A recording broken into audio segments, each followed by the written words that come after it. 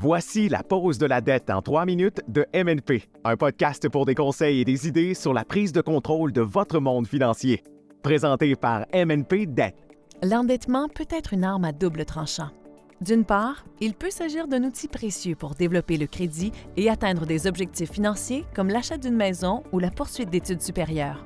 D'autre part, les mauvaises dettes comme les cartes de crédit non gérées et les prêts sur salaire peuvent devenir incontrôlables et entraîner un stress financier important si elles ne sont pas gérées avec soin. Comment faire la différence? Les bonnes dettes, telles que les prêts immobiliers, les prêts étudiants ou les prêts d'investissement, sont assorties de faibles taux d'intérêt et peuvent contribuer à l'accroissement de votre patrimoine. Les mauvaises dettes, comme les cartes de crédit non gérées et les prêts sur salaire, sont assorties de taux d'intérêt élevés qui peuvent rapidement gonfler votre dette. Vous êtes dans une zone dangereuse si vous ne payez que le minimum ou si vous laissez le solde augmenter. Examinons les 5 signes avant-coureurs d'une mauvaise dette que chacun doit surveiller. Vous n'effectuez que les paiements minimums. Bien que ce soit mieux que rien, les paiements minimaux touchent à peine le principal. Cela peut prolonger le remboursement pendant des années, voire des décennies, en particulier pour les dettes les plus importantes. Vous avez recours à l'endettement pour des dépenses de base.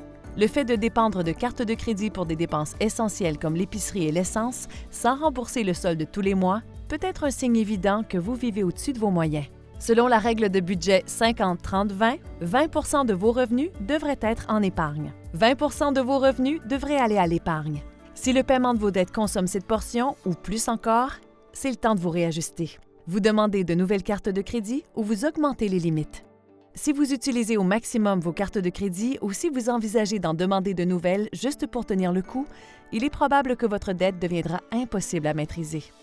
Vous avez affaire à des agents de recouvrement. Les appels des agents de recouvrement ou les menaces de poursuites judiciaires signifient qu'il est temps d'agir rapidement. Ignorer le problème ne fera que l'aggraver. Si l'une de ces situations vous semble familière, il est temps d'examiner vos finances de plus près. Mais pas de panique. Il y a des mesures à prendre. Commencez par établir un budget. Faites le suivi de vos revenus et de vos dépenses pour voir où vous en êtes et identifier les domaines dans lesquels vous pouvez faire des économies. Réduisez les dépenses inutiles. Affectez les économies réalisées sur les dépenses discrétionnaires comme les sorties au restaurant ou les divertissements au remboursement des dettes.